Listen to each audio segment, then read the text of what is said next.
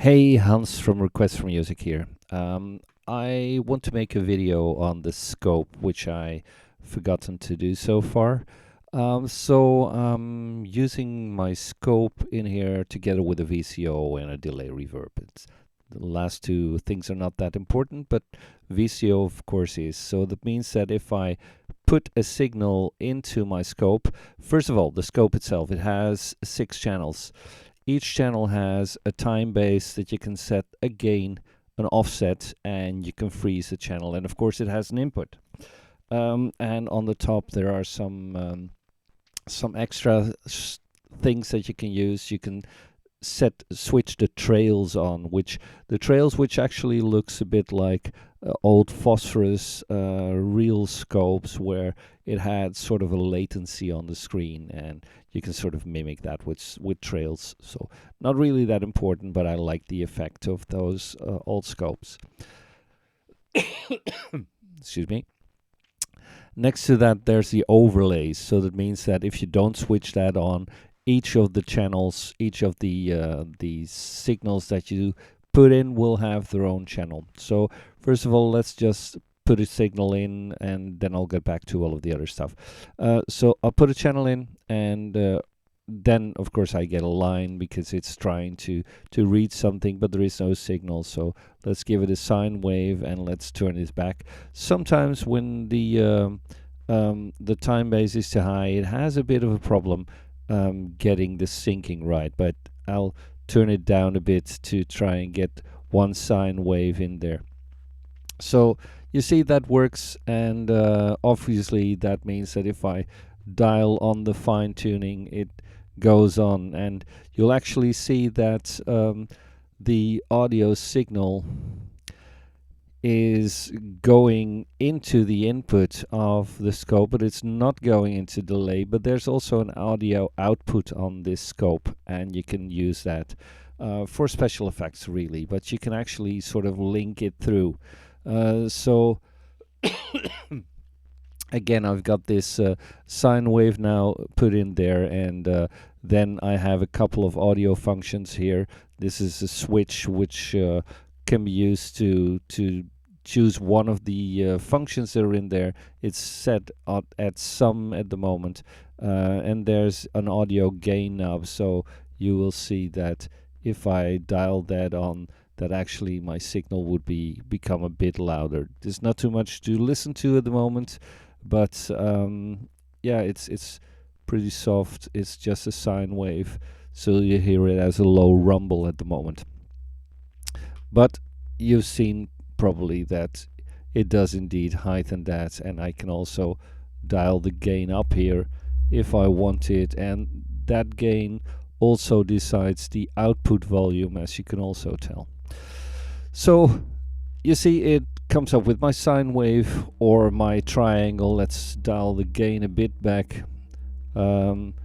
My triangle I had to switch because my VCO already mixes that signal. So you've seen that if I just have my sine wave on, I get my sine wave. If I dial my triangle in there, you get a sort of a trinus or something, a mix between a triangle and a sinus. If I switch both of them off and I'll take my square wave, you'll see the square wave and the sawtooth and the spaced sawtooth that was specific to the VCO of the Formant and of my FSyn line of synthesizers. So that way I've got my standard one time scope, so one channel scope, so to speak. Let's dial another one in, so I'll copy my VCO and put it into the next channel, and I'll dial back the sound. I see that the next VCO is of much higher frequency, so I'll dial on my course, and the time wave is the time scale is different, so I can dial this back, and I would have to set my gain differently.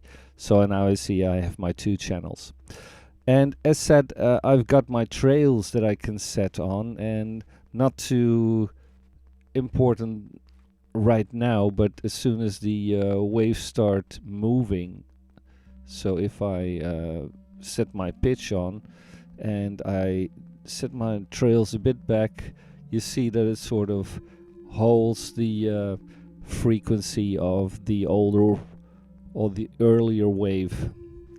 So switched off, it just jumps from to the next, and if I turn it on,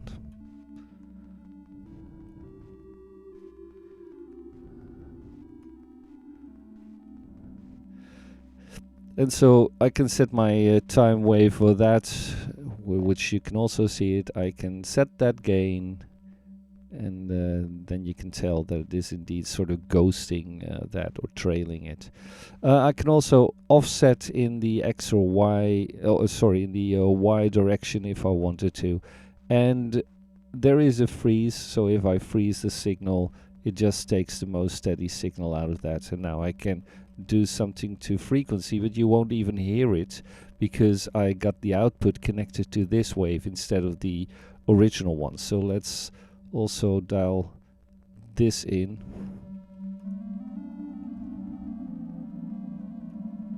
So now you can hopefully tell that actually I was only getting the output of the scope as an audio signal. The next thing that I can do with two channels, with just signal 1 and 2, is, well, first of all, the overlays. So I can do it as an overlay, so I can see what the signal would be for both signals, and when combined. And the other thing is I can create a lithograph figure. That means that I can have both signals on an XY chart, sort of.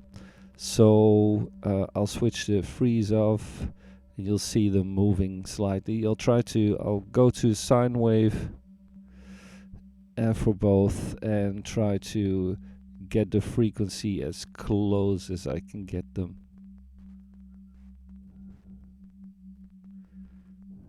Because that's dependent. It's mostly for phase differences, and you'll see, and I'll switch that trail a bit down, or maybe I'll just switch it off so you can tell that it's trying to get this rotating sort of image of those waves. So yeah, it's maybe not that functional, but I like the effect. And especially, well, the function of course is that you can see phase differences. So that means that if both of the sounds are exactly the same, so let's take the pitch out, so you see that now I get a sort of a circular movement on both, and if the speed of the frequency is almost the same, or actually the same, I would end up with sort of a circular movement, just an ellipse. So I see that the frequency is very, very close of both of them at the moment. And obviously that will change if I have a different shape, because it tries to sort of modulate the one shape over the other. So especially when you have different combinations, where actually the gain will be important as well. So if I dial the gain back, but also the lithograph has a gain that you can actually set here on the side. So if I switch it off, I've got my original sounds again, and you see that this is already from that second VCO, it's getting a very strange sound or strange waveform, wave shape, because of all of those dialed or switched on waves. So let's get back to a square for that. Okay, so that's what this does. So this is just another scope with some effects in there. But then there's this, and this switches on the actual audio wave shape at the moment. So that means that I need a time scaling there. So this is at this moment the summed up effect of both of these waves. So if I dial one in here and I dial one in there, I see I get sort of a mixture of those two waves. So, and if it's complex enough, it won't be able to create a decent sync on it, but it's still there. And now I could dial, because I'll dial my gain up here. So now I'm sort of creating a mixture of those two waves and putting that out. And it's now set to sum. And I'll go through some of the motions. The next one was the difference, but you don't really see the difference of those two. This is the product of both waves together, which ends up in a different wave type. Next one is a mixture of those, and sorry, the max and the min, which behaves different as well. The average, which creates a different sort of wave shape. I may have to dial this up.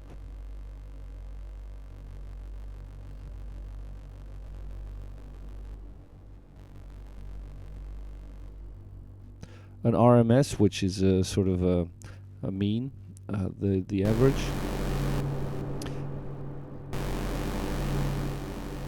This is one that is really loud, which was the quantized version. A modulo. Modulo is a division where it's just checking for the remainder. And I could, yeah, let's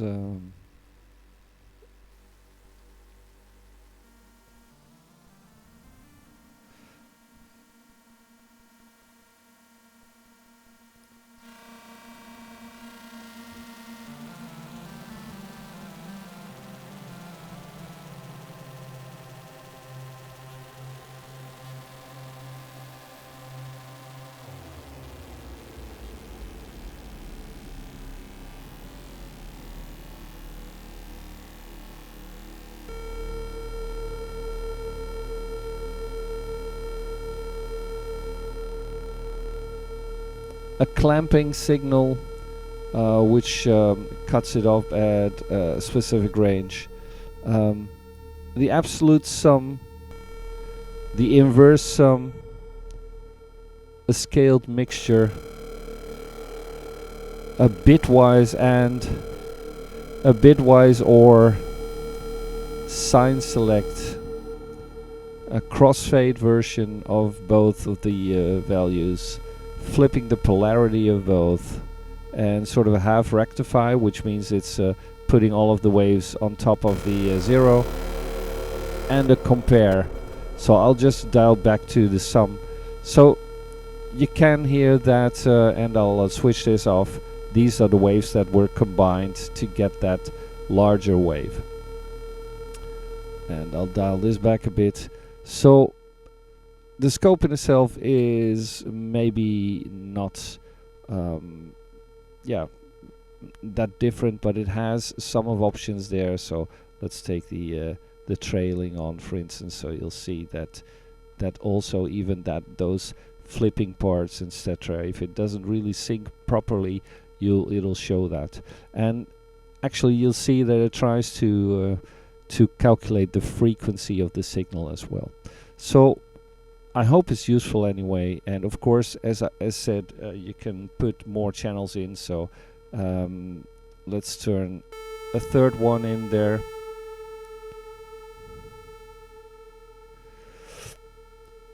And dial the frequency back. And actually it all, because I'm only listening to the summed result of this, maybe it would be best if I actually normally combined all of the signals separately to hear the difference. Because in this, at this stage, you get this summed up result of those and this, even if you don't switch on the actual waveform of that, you still can hear you can still hear the audio output using that audio output for this. So well, yeah, that is actually the scope, and I hope it's useful, and I'll see you in the next video. Cheers.